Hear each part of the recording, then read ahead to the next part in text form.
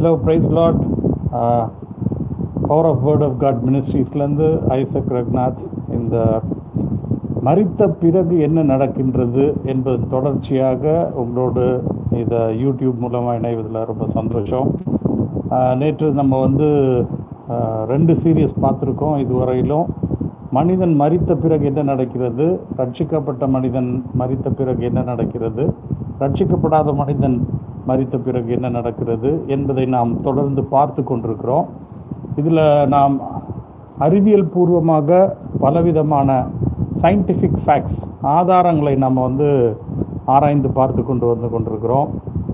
முக்கியமாக ரியாலிட்டி, நாம் என்ன நிலவரத்தில் இருக்கிறோம், பூமியில் என்ன தன்மையோடு இருக்கிறோம் என்பதை பற்றி நாம் பார்த்து கொண்டிருக்கிறோம். அதில் ரொம்ப முக்கியமான விஷயங்கள் நம்ம என்ன கவனிச்சிட்ருக்கோம் அப்படின்னாக்கா, காலங்களுக்கு கட்டுப்பட்டிருக்கிறோம் நம்ம. ஆனால் தேவன் காலங்களுக்கு கட்டுப்படவில்லை. ஸோ காலங்களுக்கு கட்டுப்படாத தேவன், காலங்களுக்கு அப்பாற்பட்ட தேவன், இந்த பூமியிற்கு அப்பாற்பட்ட வானத்திலிருந்து அவர் சகலத்தையும் சிருஷ்டித்து அவர் உருவாக்கி இருக்கிறார் என்பதை நம்ம புரிந்து கொண்டிருக்கிறோம். தொடர்ச்சியாக நம்ம மனிதனுடைய ஆர்கிடெக்சர் அப்படின்னு சொல்லி மனிதனுடைய கட்டமைப்பை பற்றி நாம் பார்க்க போகிறோம். இதில் சயின்டிஃபிக் ஃபேக்ட்ஸையும் பார்க்க போகிறோம், பிப்ளிக்கல் ஃபேக்ட்ஸையும் பார்க்க போகிறோம். ஸோ சயின்டிஃபிக் ஃபேக்ட்ஸில் நிறைய விஷயங்கள் நமக்கு தெரியுது. நம்ம நேற்று கூட டார்வின் தியரியை பற்றி நம்ம பார்த்தோம். அந்த டார்வின் தியரியில் எப்படி டிஎன்ஏ மூலமாக இவல்யூஷன், மனிதன் மிருகத்திலிருந்து வந்தான் என்பது தவறு என்று எல்லா நாடுகளும் ஒப்புக்கொண்டு அந்த டார்வின் தியரியை அவங்க புறக்கணித்து விட்டார்கள். அதனால் இப்போ நம்ம டிஎன்ஏ, மனிதனோட டிஎன்ஏ வேறு எதுக்குமே சூட் ஆகாது என்பதை நம்ம புரிந்து கொண்டு இருக்கின்றோம். மனிதன் தனித்தன்மையாக உருவாக்கப்பட்டவன், தேவனுடைய சாயலில் உருவாக்கப்பட்டவன் என்பதை நம்ம புரிந்து கொள்கின்றோம். அவன் விசேஷமான ஒரு சிருஷ்டிப்பு என்பதையும் நாம் புரிந்து கொள்கின்றோம். நேற்று கடைசியாக நம்ம பார்த்த வசனம் 2 கொரிந்தியர் 4வது அதிகாரம் 18வது வசனம். அதாவது, காணப்படாதவைகள் நித்தியமானவை, நாம் கண்ணில் பார்க்கின்றவைகள், காணுகின்றவைகள் அநித்தியமானவை என்பதை அந்த வசனத்தின் மூலமாக புரிந்து கொண்டோம். அதே போல் ரோமர் 1வது அதிகாரம் 20வது வசனத்தில் ஹியூமன் எல்லாருமே அக்கௌண்டபிள், அதாவது தேவனுக்கு கணக்கு ஒப்பிக்க வேண்டும்.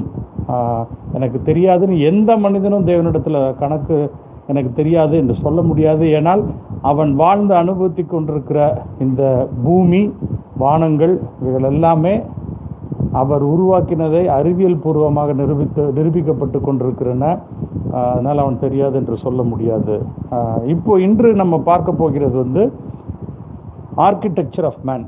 ஏன் இந்த மனிதனுடைய ஆர்கிடெக்சர், கட்டமைப்பை நாம் புரிந்து கொள்ள வேண்டும் என்றால், மனிதனுடைய உடம்பு மரித்த பிறகு எங்கே போகிறது, ஆன்மா எங்கே போகிறது, அவனுடைய ஆவி எங்கே போகிறது என்பதை நாம் புரிந்து கொள்வதற்காக பார்க்க போகிறோம். அப்போ ஆவி என்பதற்கு எபிரேய மொழியிலே ரூவாஷ் அப்படின்னு சொல்லி இந்த வார்த்தை, எபிரேய பதம் உபயோகப்படுத்தப்படுகிறது. ஆன்மா, ஆவி வேற, ஆவிதான் உயிர்.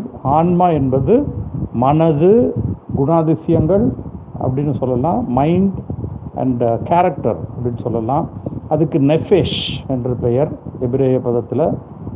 உடம்பிற்கு பெட்டன், நெபீலா என்று அவங்க எபிரேய பாஷையில் இருக்குது. இப்போ நம்ம முதலாவது பார்க்க போகிறது என்று என்னென்னா, ஆன்மாவை பற்றி. நெஃபேஷ் நம்ம சொல்கிறோம், இந்த ஆன்மா ரட்சிக்கப்பட்டு விட்டது என்று நம்ம சொல்லுகிறோம். அப்படியே அப்போ அந்த ஆன்மா அப்படிங்கிறது முழு மனிதனையே அது குறிக்கின்றது. அப்போது ஒரு செல்ஃப், ஒரு ஜீவன், ஒரு தனி நபரை அது குறிக்கின்றது. அந்த ஆன்மாவில் என்ன இருக்குது, உணர்வுகள் இருக்கின்றது. அதுபோல் மனது அதுக்குள்ளே இருக்குது. இந்த நெஃபேஷ், ஆன்மாவுக்காக உபயோகப்படுத்தப்படும் அந்த சொல்லானது 751 தடவை பரிசுத்த வேதாகமத்தில் மொழிபெயர்ப்பு செய்யப்பட்டிருக்கிறது, உபயோகப்படுத்தப்பட்டிருக்கிறது. ஆன்மா என்பதற்காக 475 முறை அந்த நெஃபேஷ் உபயோகப்படுத்தப்பட்டிருக்கிறது. ஜீவன் என்பதற்காக 117 முறை அந்த நெஃபேஷ் மொழிபெயர்க்கப்பட்டிருக்கிறது. மனது என்ற இடத்திலே 15 இடத்திலே மொழிபெயர்க்கப்பட்டிருக்கிறது.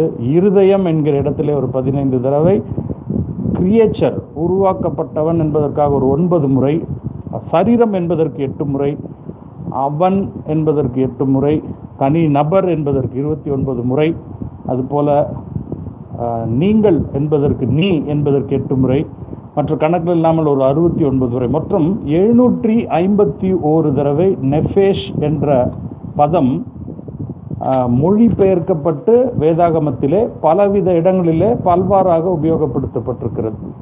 அப்போ நெஃபேஷ் என்பது ஒரு ஃபிசிக்கல் லைஃப், ஆன்மாவுக்கு. அந்த ஆன்மா வந்து ஒரு சரீரத்திலே வாழுகின்ற ஒரு சரீர வாழ்க்கையை தான், ஃபிசிக்கல் லைஃப்பை தான் நெஃபேஷ் குறிப்பிடுகின்றது. 150 முறை பழைய ஏற்பாட்டிலே இந்த வார்த்தை உபயோகப்படுத்தப்பட்டிருக்கிறது. ஆதியாகமம் 2வது அதிகாரம் 7வது வசனத்திலே ஆதாம்னுடைய சரீரத்திற்கு நெஃபேஷ் என்கிற வார்த்தை உபயோகப்படுத்தப்பட்டிருக்கிறது. ஆதியாகமம் 36:6வது வசனம், அதில் கூட பார்த்தீங்க அப்படின்னா இந்த நெஃபேஷ் என்பதற்கு அந்த மூல பாஷையிலே உபயோகப்படுத்தப்பட்டிருக்கிறது.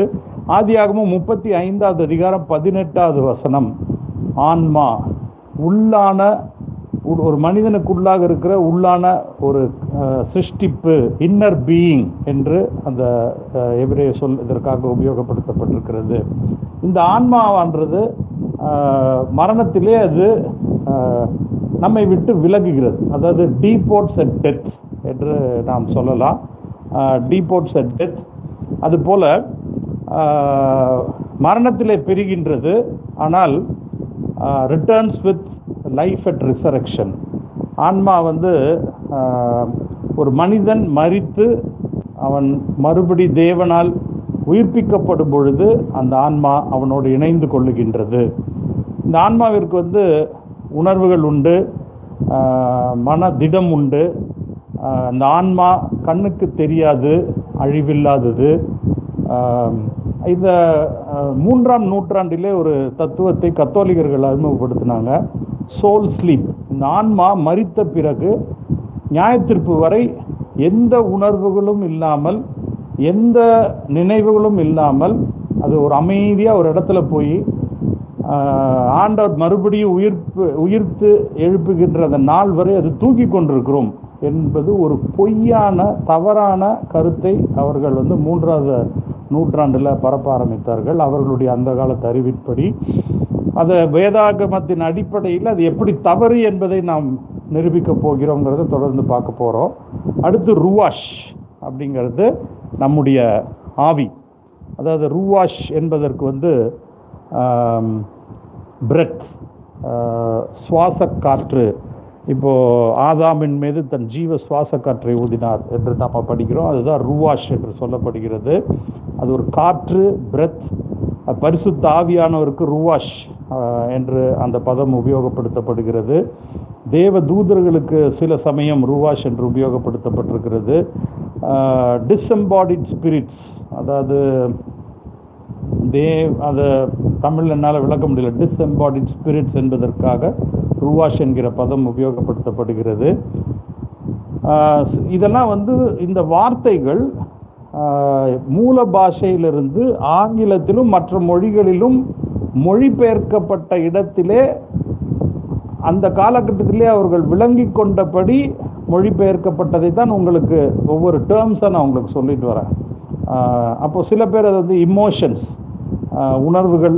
ருவாஷ் என்றால் உணர்வுகள்.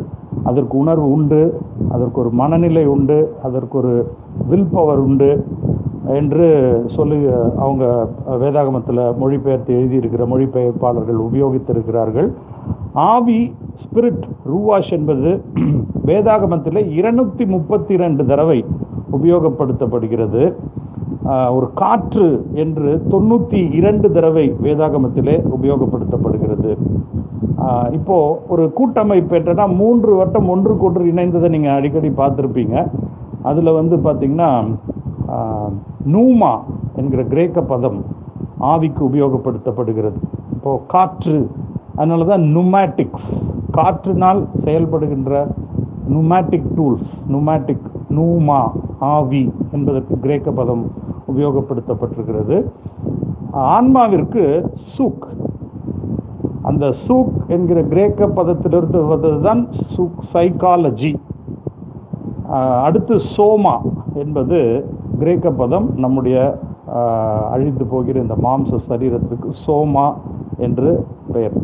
இதில் நிறைய வார்த்தைகள் கிரேக்க தாக்கத்திலிருந்து நம்ம அன்றாடம் என்று உபயோகிக்கின்ற தமிழ் வார்த்தைகளும் அதிலிருந்து வந்தது என்பதை நீங்கள் புரிந்து கொள்ளலாம். சோமபானம், சோமா, இந்த உடம்பிற்கு மயக்கத்தை தரக்கூடிய பானம், சோமா எங்கிருந்து வந்தது என்பதை நீங்கள் அந்த வேரை புரிந்து கொள்வீங்க. அப்போ ஒரு மனிதனுடைய கட்டமைப்பு என்னன்னா, ஆவி, ஆத்மா, சரீரம். கிரேக்க விதத்தில் நூமா, சூக்கே, சோமா. இப்போ ஒரு மனிதனை மேலோட்டமாக அவன் சரீரத்தை பார்த்து அவனுக்குள்ள இருக்கிற அந்த ஆன்மாவையும் ஆவியின் தன்மையை நாம் புரிந்து கொள்ள முடியாது. இதை நம்ம சொல்கிறோம், இவர் இப்படி தாங்க அப்படின்னு நம்ம நியாயந்திருக்கிறோம். அதை நான் எவ்வளோ தவறு என்பதற்கு விளக்குவதற்காக, நீங்கள் புரிந்து கொள்வதற்காக ஒரு உவமையை, ஒரு உதாரணத்தை உங்களுக்கு நான் சொல்ல விருப்பப்படுகிறேன். நம்ம எல்லாருமே அன்றாடம் இன்னைக்கு உபயோகப்படுத்துகிறோம் ஒரு கம்ப்யூட்டர், லேப்டாப். அந்த கம்ப்யூட்டரோட மேலோட்டமான ஒரு அப்பியரன்ஸை பார்த்துட்டு அதுக்குள்ளே என்ன இருக்குதுன்னு உங்களால் சொல்ல முடியாது இல்லைங்களா? ஒரே மாதிரி டப்பா இருக்கும், ஸ்க்ரீன் இருக்கும், கீபோர்டு இருக்கலாம். அதனால் உள்ளே என்ன இருக்குங்கிறது தெரியாது. இப்போ ஒரு கம்ப்யூட்டருக்குள்ளே என்னென்னலாம் இருக்குது அப்படின்னா, நீங்கள் கொடுக்கின்ற இன்புட் தகவல்கள், நீங்கள் உள் கொடுக்குறீங்க, அவுட்புட் அது வெளியே அந்த தகவல்களை கொண்டு வருகின்றது. அதுதான் அது எங்கே அந்த தகவல்கள் எங்கே போய் இருக்கின்றது என்றால் சென்ட்ரல் ப்ராசஸிங் யூனிட், சிபியூங்கிற இடத்துக்கு போகிறது. அந்த சிபியூக்குள்ளே என்ன இருக்குது அப்படின்னா, அது தகவல்களை நினைவு கொள்ளக்கூடிய மெமரி அதில் இருக்கிறது. மெமரி ரொம்ப முக்கியம் கம்ப்யூட்டருக்கு. அந்த மெமரி எங்கே இருக்கிறது என்றால் அது சாஃப்ட்வேர் என்கின்ற மென்பொருளில் இருக்கின்றது. அந்த சாஃப்ட்வேர் என்ன, அதில் என்ன இருக்கின்றால் டேட்டா, அதில் தகவல்கள் எல்லாமே இருக்கின்றது. அப்போது இவ்வளோ விஷயங்கள் ஒரு மேலோட்டமான கம்ப்யூட்டருக்குள்ளே உள்ளே ஆழங்களுக்குள்ளே போகின்றோம். இப்போது இந்த ஒரு சாஃப்ட்வேர் அப்படின்றது ரொம்ப முக்கியம். அந்த சாஃப்ட்வேருக்கு ஒரு கட்டமைப்பு, சாஃப்ட்வேர் ஆர்கிடெக்சர் இருக்கின்றது. அது என்ன ஆப்ரேட்டிங் சிஸ்டம், மைக்ரோசாஃப்டில் வேலை செய்கிறதா, உபுண்டு என்கின்ற சாஃப்ட்வேரில் வேலை செய்கிறதா, இதையெல்லாம் நம்ம ஓஎஸ் ஆப்ரேட்டிங் சிஸ்டம் தெரிய வேணும். அந்த ஆப்ரேட்டிங் சிஸ்டத்துக்கு ஒரு யூசர் இன்டர்ஃபேஸ் வேணும். அந்த யூசர் இன்டர்ஃபேஸுக்கு ஒரு மெமரி, நினைவை மேனேஜ் பண்ணக்கூடிய மெமரி மேனேஜ்மெண்ட் வேணும். அந்த மெமரி மேனேஜ்மெண்ட்டை செயல்படுத்துவதற்கு அப்ளிகேஷன்ஸ் தேவை. அந்த அப்ளிகேஷன்ஸுக்கு ப்ரோக்ராம்ஸ் தேவை. இதெல்லாம் கணினியினுடைய பாஷைகள். அப்பொழுது ஒரு கம்ப்யூட்டர் மேலோட்டமாக பார்த்தோன்னா இதில் மைக்ரோசாஃப்ட் இருக்குது, உபுண்டு இருக்குன்னு உங்களால் சொல்ல முடியாது. என்ன ஓஎஸ்ன்னு சொல்ல முடியாது, என்ன கெப்பாசிட்டின்னு சொல்ல முடியாது. அதுபோலத்தான் ஒரு மனிதனுடைய சரீரத்தை பார்த்துவிட்டு அவன் எப்படிப்பட்டவன் என்று உங்களால் நியாயம் தீர்க்க முடியாது. தேவன் அவர் மனுஷனுடைய தோற்றத்தையும் சரீரத்தை பார்க்கிறவல்ல, அவர் ஆவியையும் ஆன்மாவையும் பார்க்கிறவர். இப்போ புரிஞ்சுக்கிட்டீங்களா? தேவனுடைய வார்த்தை, அவர் உங்களுடைய இருதயங்களை ஆராய்ந்து அறிகிற கர்த்தர். ஏனென்றால் உங்களுக்குள்ளாக இந்த சோமா என்கிற உடம்பு அல்லது எபிரேய மொழியில் எழுதப்பட்ட அந்த பாடியினுடைய உள்ளாக ஒரு உள்ளான மனிதன், உண்மையான உள்ளான அழிவில்லாத உங்களைப் போல இருக்கின்ற ஆவி மனிதன் ஒருத்தன், ஸ்பிரிட் மேன் இருக்கின்றான். இதை நீங்கள் வேதாகமத்தை தெரிந்தவர்கள் ஓரளவு நீங்கள் அதை புரிந்து கொண்டிருப்பீங்க. இப்பொழுது மனிதனுடைய கட்டமைப்பை, ஆர்கிடெக்சர் ஆஃப் மேன் புரிந்து கொண்டோம். ஆவி அதுதான் உயிர், நித்தியமாக அதற்கு அழிவில்லை. ஆன்மா அதற்கும் அழிவில்லை, அது நினைவுகள், குணாதிசயங்கள், உணர்வுகள் கொண்டது. சரீரம் அழிவுள்ளது என்பதை நாம் புரிந்து கொண்டிருக்கிறோம். இப்போது மரணத்தை பற்றி நாம் புரிந்து கொள்ளப் போகிறோம். இவ்வளவு அறிவியல் சாட்சிகள், வேத வசனத்தின் சாட்சிகள் வழியாக நாம் இதெல்லாம், இந்த செஷன்ஸ் எதற்காக பார்க்கிறோம் என்றால் மரணத்தை பற்றி நாம் தெரிந்து கொள்ளப் போகிறோம். அப்போ பேரடைம் ஆஃப் டெத், மரணத்தை புரிந்து கொள்ளுதல் ரொம்ப ரொம்ப அவசியம். மரணம் என்பது என்ன? ஆவி ஆன்மா ஒரு சரீரத்தை விட்டு பிரிவதுதான் மரணம். இது முதலாவது மரணம். Separation, first physical death. மனிதனாய் பிறந்த எவனும் இந்த அனுபவத்திற்குள்ளாக கடந்து செல்லத்தான் வேண்டும். அடுத்து, ஆன்மாவும் ஆவியும் இந்த அழிந்து போன சரீரமானது தேவன் நியமித்த நாளிலே உயிர்ப்பிக்கப்பட்டு மகிமையடைந்த சரீரமாக மாறும் பொழுது இந்த ஆவியும் ஆன்மாவும் அதோடு இணைந்து கொள்ளும். இதுதான் நம்ம பரிசுத்த வேதாகமத்தினுடைய ஆள் தத்துவம். அதை சார்ந்துதான் நம்ம வேதங்களை படித்து கொண்டிருக்கிறோம். பிராங்க் ஜே டிப்லர் என்கின்ற ஒரு professor of maths and physics, அவர் வந்து துலான் யூனிவர்சிட்டி, நீங்கள் கூகுளில் வெரிஃபை பண்ணி பார்த்துக்கலாம். அவர் கடவுள், தேவன், ஆண்டவன், நம்மை சிருஷ்டித்தவர் இருக்கின்றார், அவருக்கு அழிவில்லை, மரணமில்லை, நித்தியமாக அவர் இருக்கின்றார் என்பதற்கு அறிவியல் பூர்வமாக ஆதாரங்களை நிரூபித்தவர். இப்போ அவர் என்ன கண்டுபிடிச்சார் அப்படின்னா, எக்ஸிஸ்டன்ஸ் ஆஃப் காட், தேவன் என்று ஒருவர் கண்டிப்பாக இருக்கிறார். ஒவ்வொரு மனிதனும் கண்டிப்பாக அவன் மரித்தாலும் ஒரு நாளிலே அவன் உயிர் தெழுவான் என்று அவர் நிரூபித்தார் அறிவியல் பூர்வமாக. அவருடைய சப்ஜெக்ட் ரொம்ப டீப் சப்ஜெக்ட். பிராங்க் ஜே டிப்லர், டுலாண்ட் யூனிவர்சிட்டியில் நீங்கள் அதை வெரிஃபை பண்ணி பார்த்துக்கொள்ளலாம். அடுத்து, நாம் மரித்த பிறகு என்ன நடக்கிறது, இந்த சப்ஜெக்டை தான் பார்த்துட்ருக்கோம். மரித்த உடனே நம்ம மோட்சத்துக்கு போவோமா, அந்த ஆன்மா ஆவி எங்கே போகுது, நரகத்துக்கு போகுதா, இல்லை எங்கேயோ போய் தூங்கிட்டு இருக்கா, எப்போ எழுப்பி விடுவார், இதெல்லாம் நம்முடைய சந்தேகங்கள். தொடர்ந்து இவ்வளவு நேரம் நம்முடைய பார்த்தது முதல் பகுதி என்னென்னா reality, our existence in reality. நாம் இருக்கின்ற இந்த பூமியில் இருக்கின்ற யதார்த்தமான உண்மைகள், அறிவியல், வேத சம்பந்தப்பட்ட ஆதாரங்கள். அடுத்து நம்ம பார்க்க போகிறது மிஸ்ட்ரி ஆஃப் டெஸ்டினி, அதாவது நித்தியமாய் போக வேண்டிய வாழக்கூடிய அந்த ரகசியங்களை பார்க்க போகிறோம். இதற்கு முதலாவது நம்ம ஒரு டார்க் சைட், ஒரு இருளான பகுதி இருக்கின்றது என்பதை நீங்கள் வேதாகமத்தின் வாயிலாக புரிந்து கொண்டிருப்பீர்கள். அந்த வேதாகமத்தின் அடிப்படையில் அந்த இருளின் பகுதிக்கு அதிபதியாக இருக்கிறவன் சாத்தான், லூசிஃபர் என்கிற சாத்தான் என்று விழுந்து போன தூதன். அவனோடு கூட பல தூதர்கள் விழுந்து போயிட்டாங்க. இவர்களுடைய மெயினான அவருடைய முக்கியமான செயல்பாடு என்னன்னா டிசப்ஷன், தந்திரமாக வஞ்சித்தல். இதுதான் அவர்களுடையது. 2 கொரிந்தியர் 11வது அதிகாரம் 13-14 வசனங்களை படிக்கும்போது, அவன் ஒளியின் தூதன் வேஷத்தை அவன் தரித்திருக்கிறான். அவன் உண்மையிலேயே ஒளியில் உருவாக்கப்பட்ட தேவன் அல்ல, ஆனால் ஒளியின அவன் ஒரு கடவுள் மாதிரி தன்னை ஏஞ்சல் ஆஃப் லைட், ஒரு ஒளியின் தூதன் வேஷத்தை அவன் உபயோகப்படுத்துகிறான்.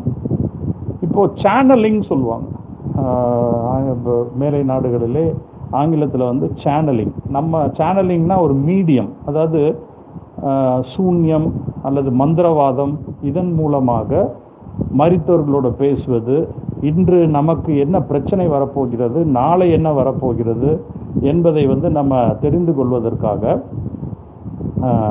நம்மை படைத்த தேவனிடத்திலையும் நமக்குள்ளாக வாசம் செய்கிற பரிசுத்த ஆவியானவரிடத்துல கேட்காமல், கலந்து ஆலோசிக்காமல் அவர்கள் ஒரு சேனல், அதாவது அந்தகாரத்தில், அந்த டார்க் சைட், இருண்ட மண்டலத்தில் இருக்கின்ற சாத்தானுடைய சேனைகள், சூன்யத்தில் மந்திரவாதம் மூலமாக அவர்கள் கலந்து ஆலோசிப்பது சேனலிங் என்று பெயர். லேவியராகமம் 19வது அதிகாரம் 31வது வசனம், 20வது அதிகாரம் 27வது வசனம், உபாகமம் 18வது அதிகாரம் 9, 10, 11, 12வது வசனங்கள், ஏசாயா 8வது அதிகாரம் 19, 20 வசனங்கள். இவைகள் எல்லாம் பார்த்தீங்கன்னா தேவனுக்கு அருவருப்பானவை. இந்த இருளில் இருக்கின்ற இந்த அந்தகாரத்தினுடைய டீமன்ஸ், அந்த சாத்தானுடைய சேனைகள், படைகள், விழுந்து போன ஆவிகளை தொடர்பு கொள்வது என்பது தேவனுக்கு அருவருப்பானது. தேவன் அதனுடைய நியாயத்தீர்ப்பையும் தண்டனையையும் அவர் எச்சரிக்கிறார், மனுஷன் அதை செய்யக்கூடாது என்று. இப்போ இதை நாம் புரிந்து கொண்டிருக்கிறோம். ஒரு டார்க் சைடு இருக்கின்றது. மரணத்தை பற்றி பார்த்து கொண்டிருக்கிறோம். அப்போது முதலாவது வஞ்சிக்கிற ஆவிகள், விழுந்து போன ஆவிகள் இருக்கின்ற ஒரு இருளான பகுதி இருக்கிறது என்பதை நாம் நினைவில் வைத்துக் கொள்கிறோம். வேதத்தின் அடிப்படையில் ஆதாரமாக சொல்லப்பட்டிருக்கிறது. அடுத்து நியர் டெத் எக்ஸ்பீரியன்சஸ், அதாவது கிட்டத்தட்ட ஜீவன் பிரிந்து மரணிக்கிற ஒரு அனுபவம். ஆனால் உயிர் போயிடாது, அந்த கிட்டத்தட்ட மரணம் அடைகின்ற நிலைமை. இதை பார்த்தீங்கன்னா இப்போது ஒரு ஊரில் ஒருத்தர் இருக்கிறாரு. நிறைய நீங்கள் டிவி ஷோஸ்லாம் பார்த்துருப்பீங்க, நிறைய செய்திகள் படித்திருப்பீங்க பத்திரிக்கையில். கடைந்த கால நினைவுகள்லாம் எனக்கு வருது அப்படின்னு சில பேர் சொல்லுவாங்க. அப்போது அவருக்கு சம்பந்தமே இல்லாத ஊரில் இந்த இடத்துல இந்த தெருவில் ஒரு வீடு இருக்குது, இந்த வீட்டில் இப்படிலாம் ஜன்னல் இருக்குது, இந்த கதவு இருக்குது, நான் அங்கே தான் வாழ்ந்தேன் அப்படின்னு அவர் சொல்லுவார். அப்போது ஒரு சமயம் ஒரு தேவனுடைய ஊழியக்காரர் விமானத்திலே அவர் சென்று கொண்டிருக்கும் பொழுது பக்கத்தில் இருக்கிற ஒரு பெண் அந்த ஊழியக்காரிடத்தில் பேசி கொண்டிருக்கிறாங்க. அப்பொழுது நீங்கள் ஊழியக்காரராக, இவர் என்ன செய்கிறான்னு அந்த அம்மா கேட்குறாங்க. இவர் நான் ஒரு கிறிஸ்தவருடைய ஊழியக்காரர் என்று சொல்லுகிறார். அப்பொழுது அந்த அம்மா சொல்கிறாங்க, நான் அடிக்கடி இயேசு கிறிஸ்துவை நான் சந்திக்கிறேன். இவருக்கு ரொம்ப ஆச்சரியமாக போச்சு. அப்போது நீங்கள் கிறிஸ்துவை ஏற்றுக்கொண்டவர்களா, மறுபடி பிறந்தவர்களா, ஞானஸ்நானம் எடுத்துருக்கீங்களா, பரிசுத்தாயின் அபிஷேகம் இருக்கு? எனக்கு எதுவுமே இல்லை, ஆனால் தேவன் என்னோட இயேசு கிறிஸ்து எனக்கு அடிக்கடி தன்னை வெளிப்படுத்துகிறார். அப்போ இவருக்கு தெரியும் இது உண்மையான விஷயம் அல்ல, வேதத்தின் அடிப்படையில் அங்கே பிரச்சனை இருக்கிறது என்பதை அவர் புரிந்து கொள்கிறார். அப்பொழுது மேலும் பேச்சு தொடரும் பொழுது எப்படி அவர் வருகிறார் அப்படின்னு சொல்லி கேட்கும் பொழுது வெளிச்சமாக வராரு அப்படின்னு சொல்கிறாங்க. அப்புறம் என்னதான் நீங்கள் பேசுகிறீங்க அப்படின்னு கேட்கும் பொழுது, நீ எப்படி வேணால் வாழ, ஆனால் என்னை ஏற்றுக்கொண்டா போருமா, நீ பல வழிகள் இருக்குது, புத்த மதம் ஒன்று இருக்குது, ஜெயின மதம் இருக்குது, இந்து மதம் இருக்குது, இஸ்லாமியம் இருக்குது, கிறிஸ்தவம் இருக்கிறது, இதை பற்றிலாம் இல்லை, எல்லாரும் பத்திரமா என் கூட சேர்ந்துருவீங்க அப்படின்னு சொல்கிறாரு. அதனால் நீ போகிற வழியை பற்றி நீ கவலைப்படாதே அப்படின்னு என்னை தைரியப்படுத்துகிறாரு. அப்போது இது வேதத்தின் அடிப்படையில் மிகவும் தவறான ஒரு விஷயம். இந்த ஊழியக்காரர், அம்மா நான் தயவு செய்து உங்களுக்கு எச்சரிக்கிறேன், நீங்கள் இது உங்களிடத்தில் பேசுவது இயேசு கிறிஸ்து அல்ல, இயேசு கிறிஸ்துவை போல ஒளியின் தூதனாகிய சாத்தான் என்கிற பிசாசு தான் உங்ககிட்ட பேசுகிறான், வஞ்சிக்கப்பட்டு போகாதீர்கள் என்று பலவிதமான வேத வசனத்தின் ஆதாரங்களை எடுத்து அந்த அம்மையார் இடத்துல கொடுத்தார். இப்போ இதை எதற்காக நான் சொல்கிறேன் என்றால், அவர்கள் அந்த அம்மையார் சொல்லும்போது நான் ஒரு மரித்து போன நிலவரத்தில் போவேன், அப்பொழுது அந்த ஒளியை வஸ்திரமாக தரித்து ஒருத்தர் என்கிட்ட பேசுகிறாருன்னு சொல்கிறாங்க. அப்போது நிறைய பேர் பார்த்திங்கன்னா ஒரு மயக்கமடைந்த நிலை, செத்தவனை போல இருக்கிற நிலைமையில் அவர்கள் வேறு பொல்லாத ஆவிகளோடு அவர்கள் இணைகிறார்கள், தொடர்பு கொள்கிறார்கள், தகவல்களை பெற்றுக்கொள்கிறார்கள். அப்பொழுது இப்போ நான் என்ன சொல்லிட்டு இருந்தேன் அப்படின்னா, வேறு ஊரில் எங்கேயோ சம்பந்தம் இல்லாத ஊரில் ஒரு வீடை பற்றியோ அல்லது குடும்பங்களை பற்றியோ இந்த மாதிரி ஒரு பொல்லாத ஆவிகள் தகவல்களை கொடுக்கும் பொழுது இவர்கள் அது பூர்வ ஜென்மத்தில் தான் இருந்ததாக பொய்யாக நம்ப வைத்து குழப்புகிறான். இது வேதாகமத்தின் அடிப்படையில் மிகவும் தவறான விஷயம். அப்படிப்பட்ட அனுபவம் உள்ள நபர்கள் மிகவும் எச்சரிக்கையாக ஆண்டவராகிய இயேசு கிறிஸ்துவில் அவர்களை ஒப்பு கொடுத்து அந்த காரியங்களிலிருந்து விடுபட வேண்டும். இல்லை என்றால் அவர்கள் மிகவும் கொடுமையான ஒரு நிலவரத்திற்கு சாத்தானால் வஞ்சிக்கப்பட்டு தள்ளப்படுவார்கள். இப்போ ஸ்தேவானை பார்ப்போம். அப்போஸ்தலர் நடபடிகள் 7வது அதிகாரம் 56வது வசனத்தில் ஸ்தேவான் ஆண்டவருக்காக கல்லினால் அடிக்கப்பட்டு அவன் கிட்டத்தட்ட மரித்து போகிற நிலவரத்திலே வானங்கள் திறக்கப்பட்டு இயேசு கிறிஸ்து பிதானுடைய வலது பார்சத்திலே அவன் ஒரு காட்சியை காண்கின்றான். அதே போல் 2 கொரிந்தியர் 12வது அதிகாரம் 4வது வசனத்திலே அப்போஸ்தலனாகிய பவுல் செத்தவனை போல ஆனேன், நான் வானத்திற்கு எடுத்துக்கொள்ளப்பட்டேன் என்கிற ஒரு மனிதனை பற்றி அவர் சொல்லுகிறார். அப்போ அதே போல் அதற்கு முன்பாக 15 வருடங்களுக்கு முன்பாக லிஸ்ட்ரா என்கிற இடத்திலே பவுலை கல்லினால் அடித்து அவர் செத்து விட்டார் என்று அவர்கள் நினைத்து செல்கிறார்கள். அப்போஸ்தலர் 19வது அதிகாரம் 14வது அதிகாரம் 19, 20வது வசனங்களிலே பார்க்கிறோம். அவர் பலவிதமான தரிசனங்கள் தேவன் அவர்களுக்கு வெளிப்படுத்துகிறார். ஸோ இந்த நியர் டெத் எக்ஸ்பீரியன்ஸ் மிகவும் ஜாக்கிரதையாக இருக்க வேண்டும். பரிசுத்த ஆவியினாலே அதை நாம் கேட்டு அப்படிப்பட்ட அனுபவங்கள் இருக்கின்றதா இல்லையா என்று பரிசுத்த ஆவியில் நடத்தப்பட்டு நீங்கள் புரிந்து கொள்ள வேண்டும்.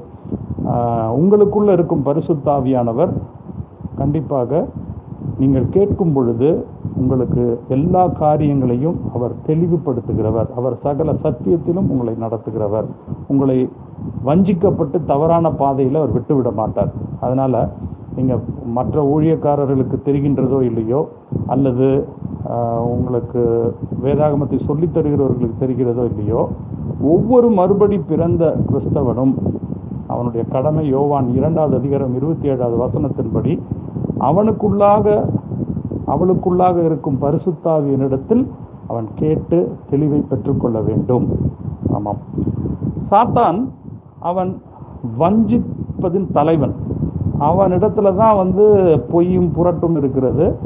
அவன் என்ன சொல்கிறான் அப்படின்னா, நியாயத்தீர்ப்பெல்லாம் கிடையாது, அக்கௌண்டபிலிட்டி, நீங்கள் கணக்கெல்லாம் ஒன்றும் கொடுக்க வேண்டாம், எப்படி வேணால் வாழ்ந்து கொள்ளுங்க, இயேசு கிறிஸ்து ஏற்றுக்கொண்டா போகிறோம்.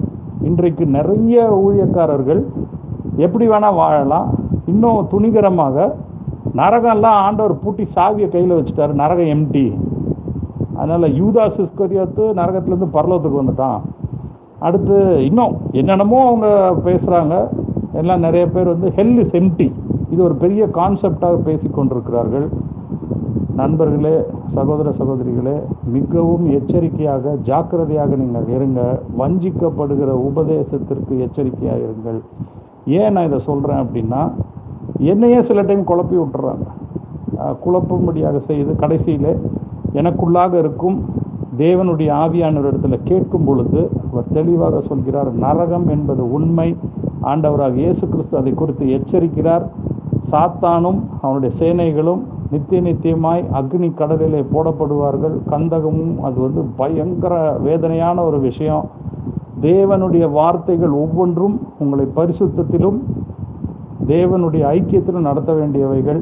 நீங்கள் அதை விட்டு விலகும் பொழுது, வழி தவறி போகும் பொழுது, அதற்கு தேவன் இயேசு கிறிஸ்து பொறுப்பாளி அல்ல.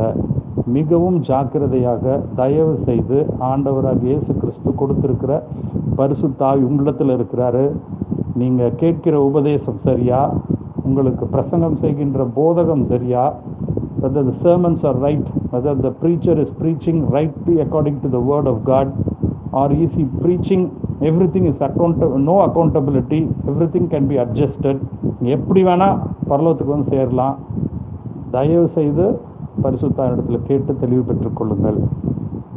ஏவாள் இடத்துல இதே சாத்தான் இதை தான் சொல்கிறான், நீங்கள் சாகவே சாக மாட்டீர்கள். ஆனால் எப்போ அவர்கள் அந்த வார்த்தைக்கு கீழ்ப்படிந்தார்களோ அப்பொழுதே அந்த கனியை புசித்து கீழ்ப்படியாமையை பண்ண ஆரம்பித்த நாளிலிருந்து வினாடியிலிருந்து அவர்களுக்குள் மரணம் துவக்கமாயிற்று. தேவனோடு இருக்க தொடர்பு அறுபட்டு போய்விட்டது. இப்போ நம்ம மரணத்தை பற்றி பார்த்து கொண்டிருக்கிறோம். மரணத்தில் நித்தியமான தேவன் உண்டு, அதே போல ஒரு இருளான பகுதி சாத்தான் இருக்கிறான் என்பதை அவன் சொல்லுகிற வஞ்சகம், அவனுடைய உபதேசங்கள், கிறிஸ்தவ சபைக்குள்ளாக வந்து கொண்டிருக்கிற பொய்யான உபதேசங்கள், நரகம் எம்டியாக இருக்குது அப்படின்னு அவங்க பொதுவாக சொல்லுகிறார்கள். தேவன் இயேசு கிறிஸ்து இந்த சாவி எல்லாவற்றையும் ரட்சித்து எல்லோரையும் ரட்சித்து கொண்டு போயிட்டாரு, யூதாஸ்கரியத்துக்கும் மன்னிப்பு கொடுத்துட்டாரு, அதனால் அவங்க எல்லாம் பரலோகத்துக்கு வந்துட்டாங்க, அதனால தான் சாவியை கையில் வச்சிருக்கிறாரு அப்படின்னு இவர்கள் தவறாக உபதேசிக்கிறார்கள். ஜாக்கிரதையாக இருங்கள். 4 பரிணாமங்கள், 10 டைமென்ஷன்ஸ். நம்ம ஒரு மனுஷனுக்கு 10 பரிமாணங்கள் உண்டு என்பதை நாம் பார்த்து கொண்டிருந்தோம்.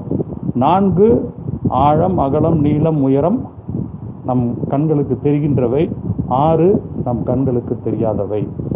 இந்த பாவம் ஆதாம் கீழ்ப்படியாததினாலே, ஆதாம் ஏவாள் கீழ்ப்படியாததினாலே, தேவனோடு இருக்கின்ற தொடர்பு அவர்களுக்கு அறுபட்டு போனதினாலே இந்த 4ம் 6ம் பிரிக்கப்பட்டது. அது there was a fracture.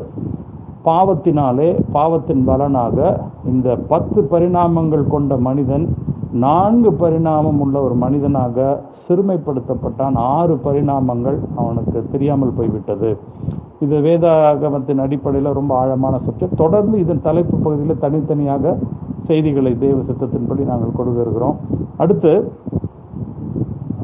மரணம் என்பது சரீரமும் ஆவி ஆன்மாவும் பிரிகின்றது.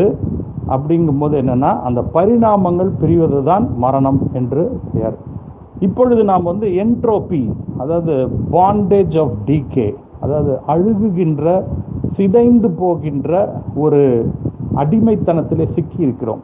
சிருஷ்டிப்புகள் அனைத்தும் இந்த அடிமைத்தனத்திலிருந்து வெளிவரும்படியாக அவைகள் முனகுகின்றன, விடுதலையை எதிர்பார்க்கின்றன என்று நாம் வேத வசனத்திலே பார்க்கிறோம். The creations are groaning for deliverance, for the manifestation. தேவனுடைய பிள்ளைகள் வெளிப்பட்டு அவர்களை விடுவிக்கும்படியாக சிருஷ்டிப்பு காத்திருக்கிறது என்கிற வேத வசனத்தை நாம் பார்க்கிறோம். ரோமர் 8வது அதிகாரத்தில் இருக்கின்றது. இப்போ தேவனுடைய திட்டம் இந்த ரிடம்ஷன், மனிதனை மீட்கின்றது மற்றும் அவருடைய நித்திய நோக்கம் அல்ல. மனிதன் மூலமாக சகல சிருஷ்டிப்பையும் அவர் ரிடம்ஷன், அந்த மீட்புக்கு கொண்டு வருகிறார். இதுதான் அவருடைய ரகசியம். நம்ம மனிதனோடு நின்று விடுகிறோம். சிருஷ்டிப்புகளை பற்றி நமக்கு அக்கறை இல்லை, நாம் மதிப்பதில்லை. ஆனால் தேவன் அப்படிப்பட்டவர் அல்ல. சகல சிருஷ்டிப்பையும் அவர் மீட்கும்படியாக இந்த காலத்தை முன்குறித்து வைத்திருக்கிறார். அதனால தான் பார்க்கிறோம், புதிய பூமி, நியூ ஹெவன், புதிய வானம், நியூ ஹெவன், நியூ எர்த், புதிய பூமி, இவைகளை பற்றி வசனங்கள், வேத வசனம், பரிசுத்த வேதாகமும் தெளிவாக சொல்லுகின்றது. இப்போ மச் பிராடர் பர்பஸ், மனிதனோடு நிறுத்தி விடாமல் இந்த வானத்திலும் புதிய வானம், புதிய பூமி, இவைகளெல்லாம் தேவன் அந்த காலத்திலே நிறைவேற்றும்படியாக அவர் எல்லாவற்றையும் சரி செய்து வைத்திருக்கிறார். ஆதியாகமம் 1வது அதிகாரத்திலே பூமி ஒழுங்கின்மையும் சீர்கேட இருந்ததை பார்க்கிறோம்.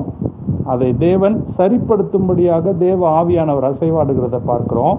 பிறகு ஒவ்வொரு நாளும் சிருஷ்டிப்பின் காரியங்களை பார்க்கிறோம்.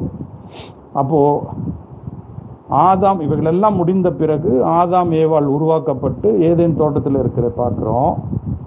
இந்த ப்ரீ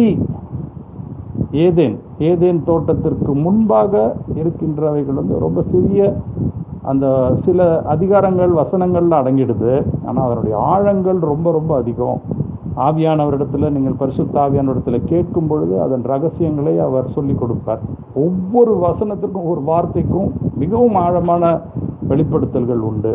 இப்போ நமக்கு பொதுவாக தெரிவதெல்லாம் என்னன்னா, போஸ்ட் ஈடன், ஆதாமும் ஏவாளும் பாவம் செய்த பிறகு பூமி அவன் நிமித்தம் சபிக்கப்பட்டது தான் நம்முடைய அனுபவமாக இருக்கிறது. நமக்கு அதை பற்றி தான் அதிகமாக தெரியும். அப்போ அதன் பிறகு நோவானுடைய காலத்தில் வெள்ளம் வந்தது. பெரிய மாற்றங்கள், வெறும் இந்த பூமியில மட்டும் இல்லை, வானிலையிலிருந்து எல்லா சூழ்நிலைகளுமே மாற்றப்பட்டது. அதை தேவன் சில காரியங்கள் அந்த நோவானுடைய அதிகாரங்களில் படிக்கும் பொழுது ரகசியங்கள் வைக்கப்பட்டிருக்கிறது. ஆதியாகமம் 3வது அதிகாரத்திலே நம்ம பார்க்கும்போது இந்த வஞ்சிக்கிற சாத்தானுக்கு நஷாஷ் என்று சொல்லப்படுகிறது. நஷாஷ், இதை அவர்கள் எபிரேய மொழியில் பேசும்போது ஒருவேளை நாஷம் அப்படிம்பாங்க. இதைத்தான் நாசம் என்று தமிழாக்கம் வந்திருக்கிறது என்று நான் நம்புகிறேன். அது ஆதாரபூர்வமாக தெரியாது. ஆனால் அந்த நஷாஷ் என்கிற பதத்திற்கு ஷைனிங் ஒன், பளபளப்பாக இருக்கின்ற ஒன்று, சர்ப்பம் என்று அவர்கள் அந்த எபிரேய பதத்தை உபயோகப்படுத்தியிருக்கிறார்கள். அவன் அந்த சாப்பிடக்கூடாது என்று தேவன் சொன்ன கனியை அவன் சாப்பிடும்படியாக அவன் வஞ்சிக்கிறான். Methodology of deception. அப்போது அவன் எப்படி வஞ்சிக்கிறான்னு பார்த்தீங்கன்னா, தேவன் சொன்னாரா என்று ஒரு கேள்வியை கேட்கிறான். அடுத்து 2வது, நீ மரிக்க மாட்டாய், சாக மாட்டாய் என்று அவன் சொல்லுகிறான். நிச்சயமாகவே நீங்கள் மரிக்க மாட்டீர்கள் என்று அவன் சொல்லுகிறான். அப்போ இந்த 2 வஞ்சிப்பு நிமித்தம் தேவன் அவனுக்கு எதிராக ஒரு யுத்தத்தை நிர்ணயித்திருக்கிறார். அதனால தான் ஆதியாகமம் 3வது அதிகாரம் 14-15 தேவன் உடனடியாக he declared a war against Satan. அந்த விழுந்து போன லூசிஃபர் ஆகிய சாத்தானுக்கு எதிராக அவர் அந்த வினாடியே ஒரு யுத்தத்தை நிர்ணயிக்கிறார். இதோ ஸ்திரீயினுடைய வித்து சாத்தானுடைய அந்த சர்ப்பத்தின் வித்தை அழிக்கும் என்று அவர் அதை முன்குறித்து சொல்லுகிறார். இப்பொழுது சில நம்ம அடிப்படைகளை புரிந்து கொண்டிருக்கிறோம். மரணத்தை பற்றி பார்த்து கொண்டிருக்கிறோம். இருளான பகுதியை பார்க்கிறோம். சாத்தானுடைய வஞ்சிப்பை பற்றி பார்த்து கொண்டிருக்கிறோம். இப்பொழுது மரணம் என்பது மனிதன் கீழ்ப்படியாமையினாலே அவன் விழுந்து போனதிலிருந்து துவங்க ஆரம்பித்த ஒன்று. எபிரேயர் 9வது அதிகாரம் 27வது வசனம், மரணம் அதை மனிதனிடத்திலிருந்து பிரிக்க முடியாத உண்மை. Death is an inseparable fact, inescapable fact. யோபு 14வது அதிகாரம் 1-5 வசனங்கள். Science will not conquer death. அறிவியல் ஒருபோதும் மரணத்தை ஜெயிக்காது. எக்லிசியாஸ்டிஸ் 3வது அதிகாரம் 1வது வசனத்திலே அது சொல்லியிருக்கு. அறிவியல் மரணத்தை ஜெயிக்க முடியாது. ரோமருக்கு எழுதின நிருபம் 5வது அதிகாரம் 12 17, அடுத்து 6வது அதிகாரம் 23வது வசனம், யாக்கோபு 14:15, 1வது அதிகாரம் 14:15 மரணம் மனிதனுக்காக கொடுக்கப்பட்ட தண்டனை. அவன் கீழ்ப்படியாமையினாலே அவனுக்காக அவன் சம்பாதித்து கொண்ட தண்டனை. இது என்னன்னா ஆன்மாவும் சரீரமும் பிரிவது. எபிரேயர் 1வது அதிகாரம் 3வது வசனம், 1 யோவான் 1வது அதிகாரம் 7வது வசனம், 1 பேதுரு 2வது அதிகாரம் 24வது வசனத்திலே கிறிஸ்துவனுடைய பலியானது, அவர்தான் பரிபூர்ண பலியாக மனுஷனுக்காக தன் இரத்தத்தை அவர் சிந்தினதினாலே அவர் மறுஜென்மம் என்கின்ற ஒரு நியதியை அவர் தவிடுபொடியாக்குகிறார். So he destroys the concept of resurrection.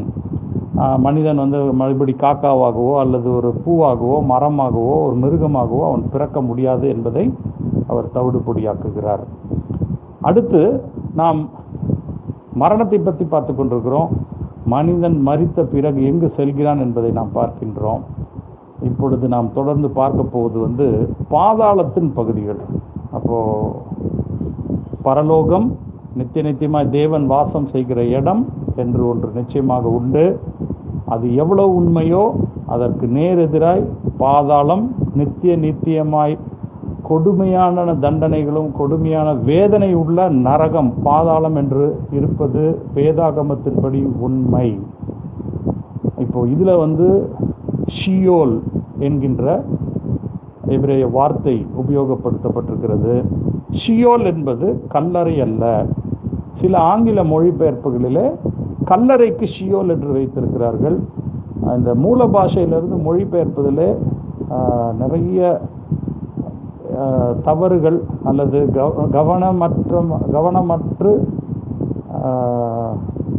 கவனமில்லாமல் எழுதப்பட்டவை நிறைய இருக்கின்றது. அந்த காலத்திலே அவர்களுக்கு கிடைத்த அறிவின்படி அப்படி செய்திருக்கிறார்கள்.